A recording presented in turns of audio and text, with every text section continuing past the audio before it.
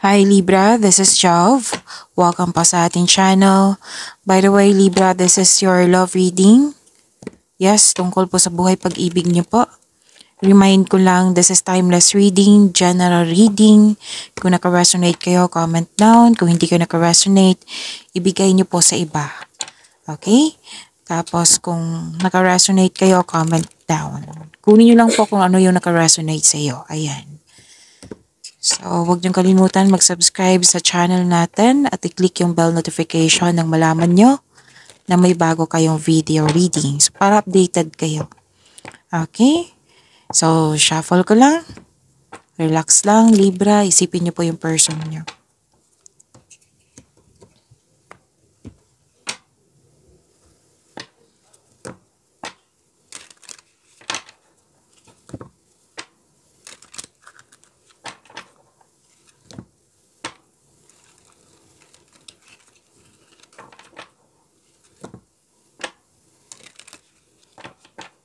Para po ito sa iyo, Libra.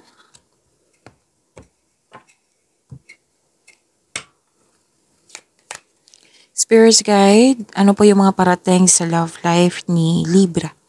I need 4 cards po.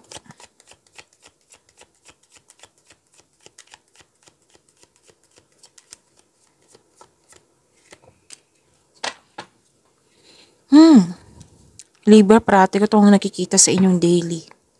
Nasaktan ka ng dahil sa separation or pwedeng tampuhan lang ito or pwedeng literal din na separation. Nasaktan ka, nalungkot ka, pwedeng break up ito or feeling loss.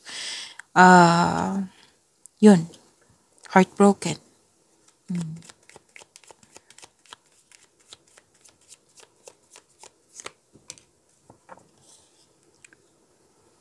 So nagpasya kayo na mag-focus kayo sa inyong sarili kasi nakita mo yung self-worth mo, yung halaga mo sa iyong sarili.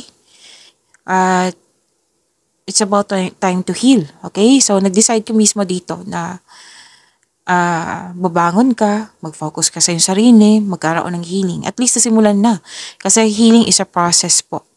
Hindi yan instant yung healing ha. Lahat ng anong klaseng yang ano yan. Basta may healing at least nasimulan na. So, this is for recovery. Oo. Na, yun nga, self-worth, self-appreciation. Nakita mo yung halaga mo sa sarili mo. Na, like, for example, like, hindi ko deserve na masaktan ng ganito. Deserve kong maging masaya. So, kung hindi ako maging masaya sa isang connection, gagawa ko ng paraan para maging masaya ako. Yan. Magagawa ko maging masaya yung sarili ko. Yan.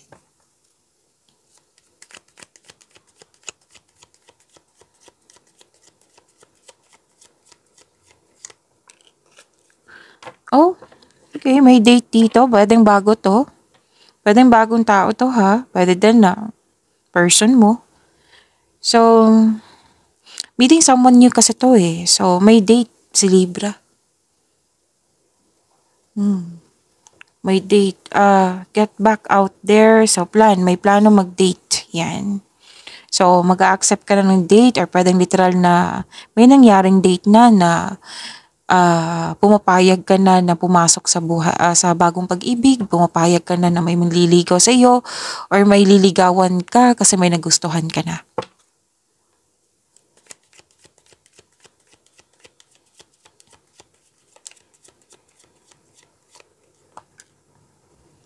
Tamaan ka talaga dito. Bagong pag-ibig. Pwedeng pumasok ka na sa bagong pag-ibig pa, bagong relasyon. Okay, kung wala pa, sinabi naman dito na love is coming. Basta have faith lang po sa universe na ibibigay yung nakatadhana sa iyo. So sinabi ng card dito, love is coming. Which is sinabi naman dito, may nagugustuhan na. It might be this is ma-surprise ka, unexpected na turn, like hindi mo in-expect na matatamahan ka sa isang tao, may magugustuhan ka. Invitation or meeting, so andito pa rin yung date. Okay, pwede din matagtagpuan mo siya sa grupo ng tao na may okasyon. Pero nagdadalawang isip ka dito eh, na tatanggapin ko ba to or hindi, yung invitation. Kine-question mo yung sarili mo, tatanggapin ko ba o hindi. Pero sinabi naman dito na ready ka na. It might be sa schedule, nagkaroon ka na hesitation. So let's see. This is your energy.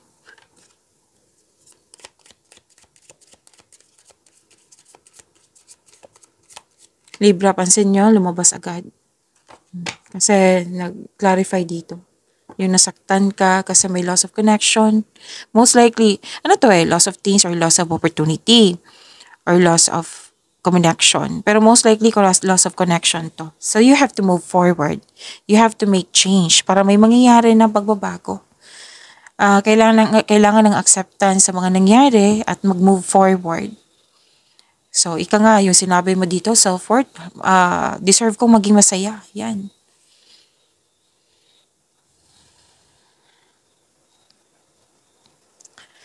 Nakikita ko rin dito na, anong tawag dito? Nag-iisip ka dito na, ang iba naman dito na nagkaroon ng happiness, stability, pwedeng sa relasyon to, pwedeng sa inyong sarili. Masaya ka dito. May kausap ka dito, makakatanggap ka ng mabuting balita. Energy ng person ni Libra.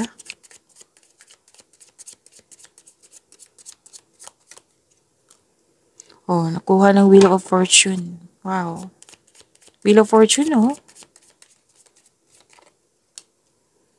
Okay. May tampuhan ba? Kasi may nakita ko ditong tampuhan or hindi nagkasundo. Pero, itong energy ng yung person is confidence. I-increase niya yung confidence niya.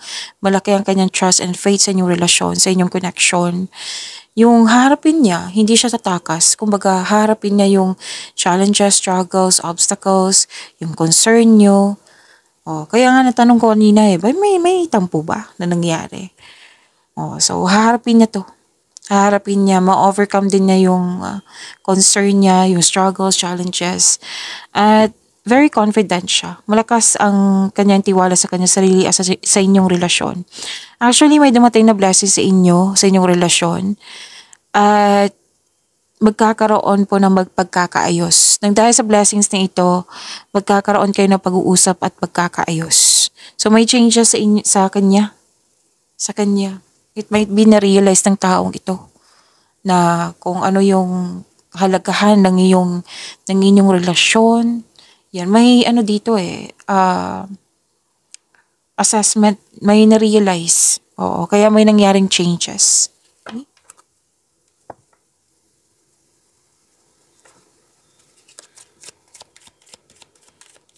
Ano po yung next action ng person ni Libra? I need 2 cards po, Spirit's Guide.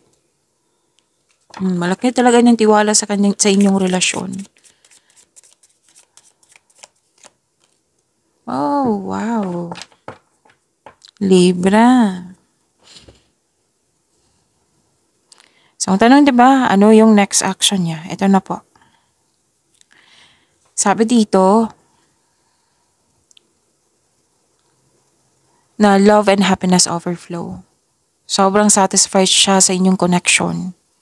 Tapos, may 2 card kasi nagsabi dito, Libra, na may sasabihin siya sa iyo na deserve niyong mag-relax, mag-enjoy, like magbakasyon.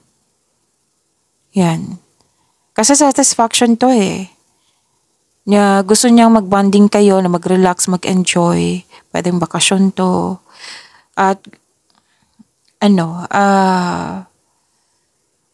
abundance kasi to. So this person is believed na, iniisip niya na masaya ako sa relasyon namin, successful yung relasyon namin, at ready na siya sa seryosong commitment. Like kasal. Oo. Kasi may nakita kong kasal dito, or di kaya magpapatayo kayo kung kasal na kayo, magpapatayo siya ng structure, pwedeng bahay or negosyo. Or pwedeng literal na building stability sa inyong connection. Kaya may balak tong magkaroon ng spend time sa inyo, na magbakasyon kayo, pwede din staycation sa bahay.